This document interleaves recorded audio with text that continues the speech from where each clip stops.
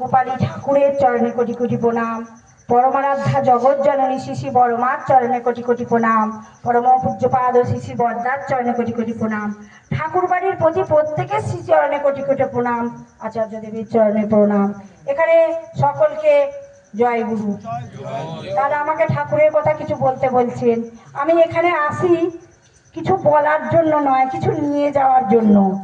বাড়িতে থেকে যেগুলো আমি পাবো না, এই সৎসঙ্গে এসে কিছু সংগ্রহ করে নিয়ে গিয়ে যাতে আমি জীবন দিয়ে সেটা অনুভব করতে পারি, যে জীবনের মধ্যে কাজে লাগাতে পারি। দাদাই মাত্র বললো যে জীবনের দুটি পথ, একটি পথ হচ্ছে বাঁচার আর একটি পথ হচ্ছে মরণের। এবার আমাদের নিজেদের ভাবতে হবে কোন পথটা আমরা বেছে নেব। তাই ঠাকুরের কাছে একদিন এক দাদা বলছেন যে ঠাকুর দীক্ষা না নিলে কি হয়? বলে দীক্ষা না নিলে দক্ষতা অর্জন করা যায় না, জানা যায় না।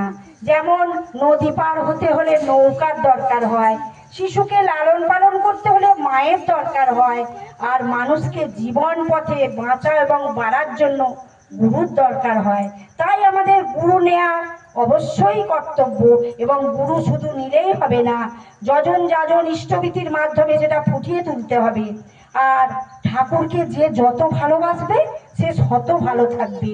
কেননা প্রেমময় পরম দয়ালের শ্রী ঠাকুরের একটি বাণী হচ্ছে যে মানুষ আপন টাকা পর, যত পারিস মানুষ ধর। মানুষ কিসে বড় হয়? টাকা পয়সায়, গাড়ি বাড়িতে নয়, ভালোবাসায়।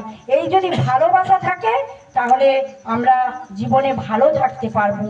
যার জন্যে ঠাকুর কত বড় বড় সাম্রাজ্য ত্যাগ করতে পারেন, কিন্তু একটা মানুষ ত্যাগ করতে পারেন না।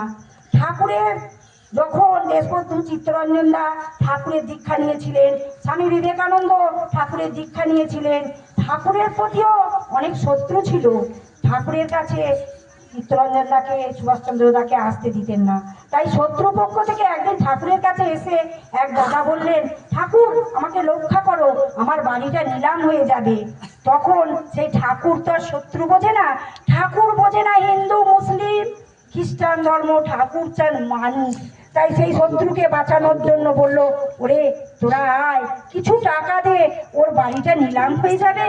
তাই ওই কিছু সব গুরু ভাইরা ভক্তরা টাকা দিয়ে সেই বাঁচালেন সেই দাদাকে। তাহলে সেই শত্রুও চলে এলেন ঠাকুরের কাছে ভালোবাসার মাধ্যমে।